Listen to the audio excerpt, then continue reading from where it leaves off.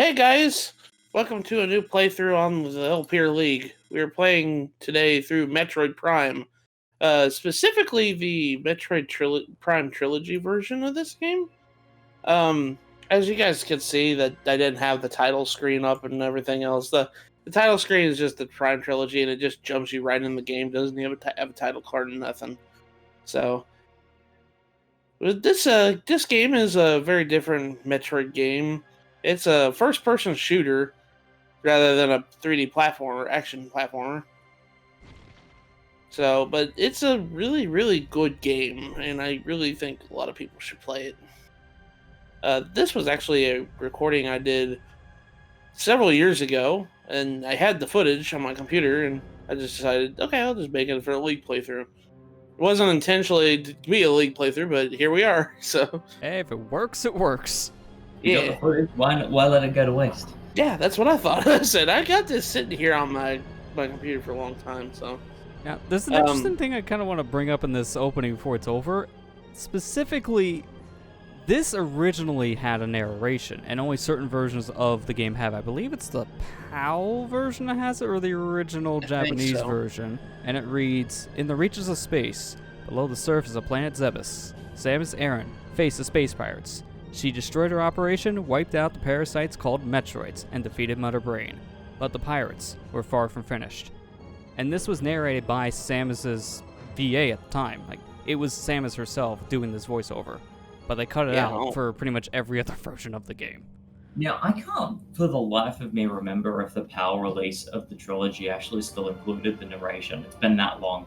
I don't think it does. I think it was just GameCube that did. Now, isn't it also kind of like watered down in like the rock version of the Zebes theme for Smash Brothers as well? Because I feel like those, like, that narration thing in that rock version is basically like just an abridged version of the same narration. I believe so. So basically, it got reused. Yeah, I think it did. I can't. It's been. I listened to that narration before, but I never, for my life, because I never played the PAL version of this game, so I can't really say. Well, we know what happened the last time you tried to play a PAL version of a game. Yeah, we all know what happened last time. Cue the Rayman Revolution footage here.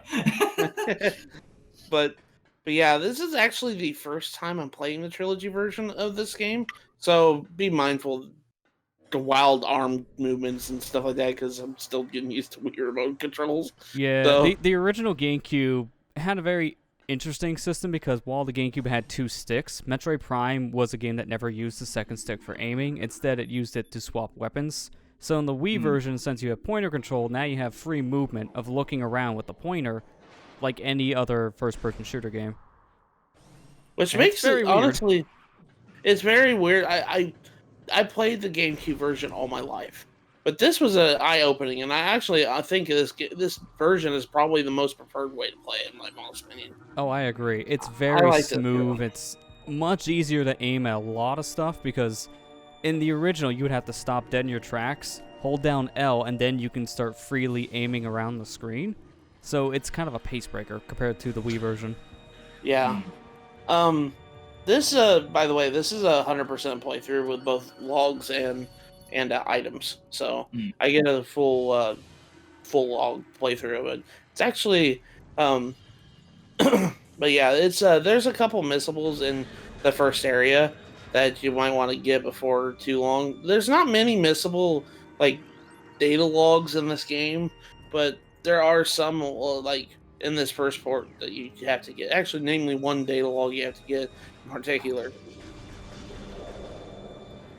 But yeah, I really like this version of the game, and honestly, I really hope that they. I know that Switch port was rumored for a long time, but I really do hope it does come true, because I'll buy it for a third time. I will buy it a third time. Well, since you said this, let's see if we date the video or not. Yeah. But yeah, this is probably one of my top favorite games of all time. I love this game so much. I've played it numerous times. So. Well, you also have like a very interesting history with this game too, because this was like one of your first GameCube games you got back in the day, but it wasn't just this game. Yes, I actually had I bought my version of Metroid Prime. I think is like worth $700 on eBay or something like that. And you're probably like, "Whoa, what the heck?" Yeah, I bought when I bought my GameCube back in the day. I went to Best Buy, and I saw a bundle. And this is my first console I ever bought with my own money, by the way. And the bundle came with both The Legend of Zelda: The Wind Waker and Metroid Prime. I was like, "Oh, that's really cool." I think I'll just get this. This is like the best thing I could ask for, because I wanted to play both games, and I, the two franchises I love to death. And little did I know that both games come in the same disc case. They're like, you know how GameCube games have 2 discs in some games, and they have both of it. They did the same thing with that. So that version of Metroid Prime, the bundle with Wind Waker, is worth like $700 on eBay, because it's actually rare. The GameCube bundle was very rare. It only happened once, so I was really lucked out.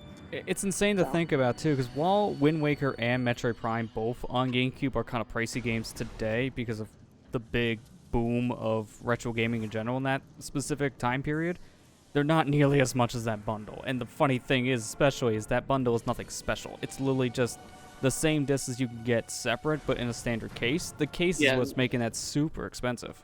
Yeah, and it just has both manuals in it too. So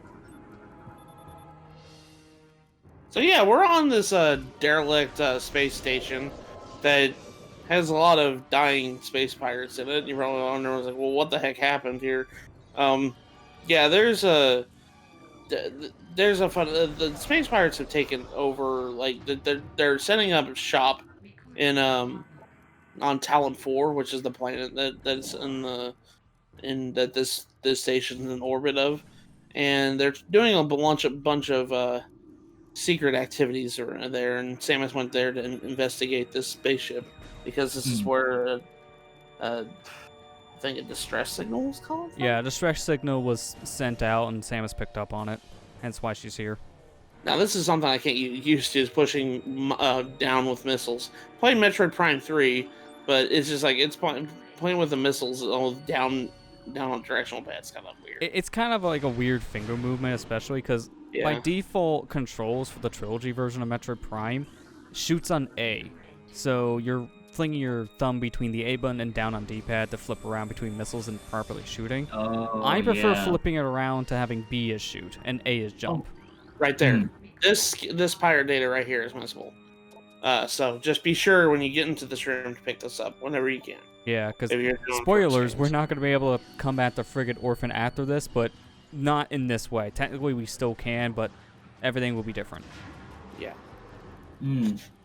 My motion, so my freaking sensor is, I don't know what's going on with my sensor, but you see I keep getting these. You have the window open. I know. We sensor bars are like super precise. Like the IR censoring on the Wiimotes, I really don't miss. Really thinking about it now, because they're prone to so much interference. I would play next to like a window, and the sensor bar wouldn't be as strong as the window's light. So my window basically is a glorified sensor bar. I like freaking too close to a DVD player. Yeah. And then all those IR receivers is gonna disagree with each other.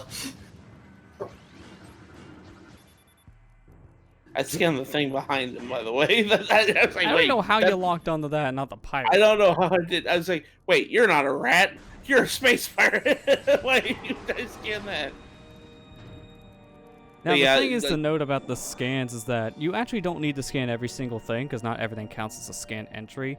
To know in this game, if something is in red on your scan visor, that counts towards your log, which is what you need to complete the scan log. Granted, it's very satisfying when you can open it up and literally everything is there. Oh yeah, because there's a lot of extra detail you don't need for 100% scans that are nice world-building little entries. That's one thing I like about this game, is that the world building is really good, because it doesn't like try to force all these like these key terms at you all at once like most games do.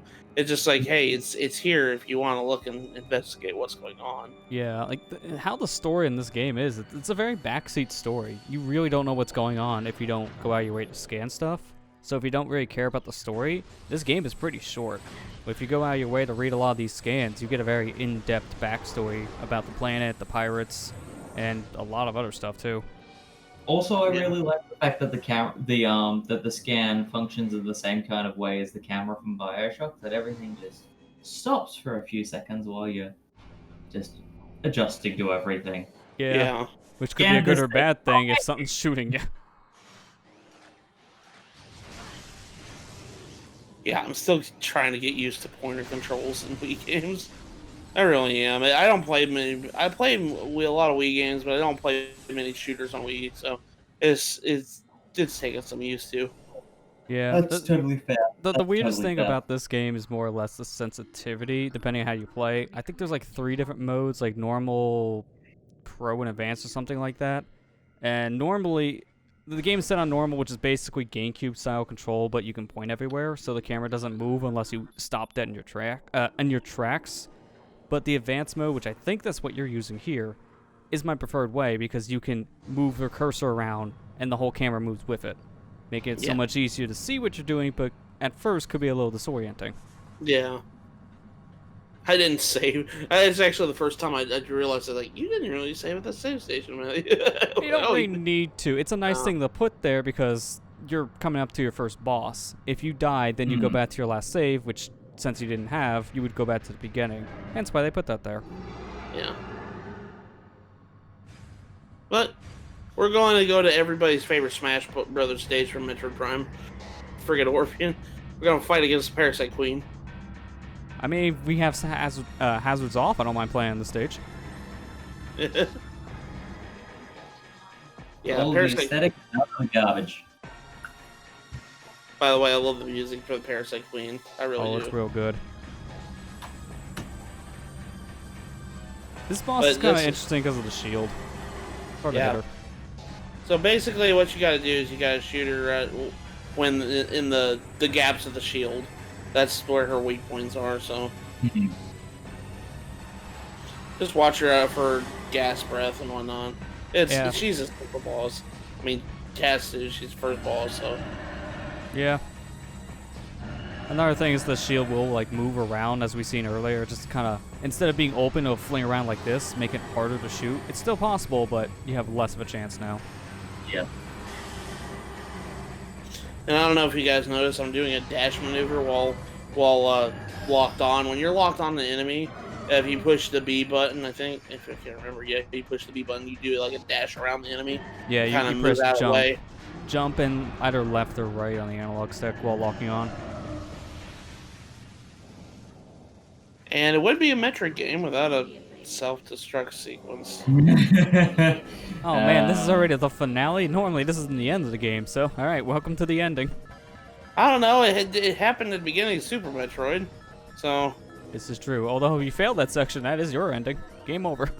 Yeah. Same thing here. Well, same thing here. If you don't get out in the timer, then yeah, blow up, die, have to restart, save. You got more than enough time. Yeah, they give you plenty of time to get out of here. I usually have when I usually play through here. I have like 3 minutes left. Oh, they all did. Yeah, they all died. They all exploded. I think that was the time lenient as well. That definitely helps. Yeah. I mean, I know from most players when they see like, oh, self-destruct sequence, and I got a timer to get out of here, it kind of usually stresses people out. So. Yeah,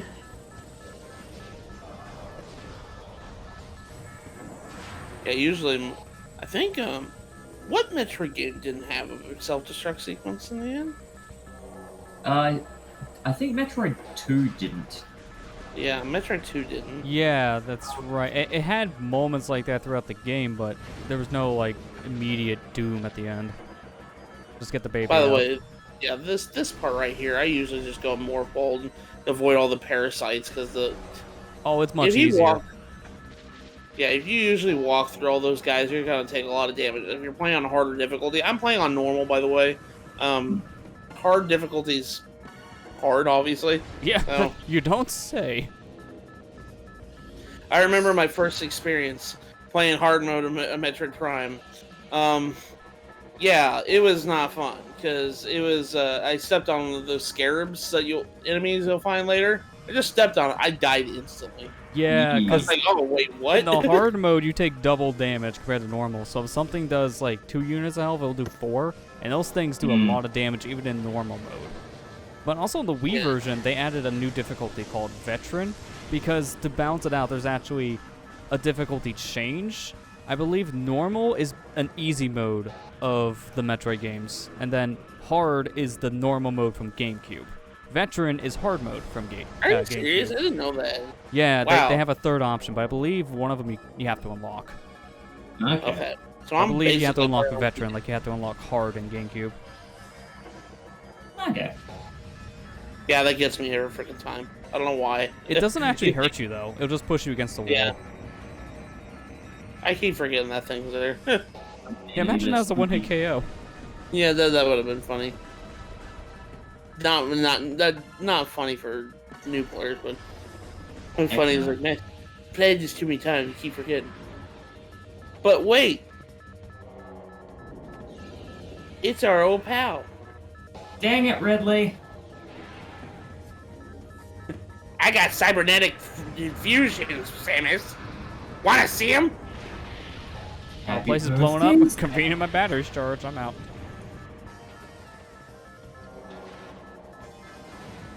But yeah, this is actually an introduction to the grapple beam mechanic, which we'll use this one time, and probably not for a long time.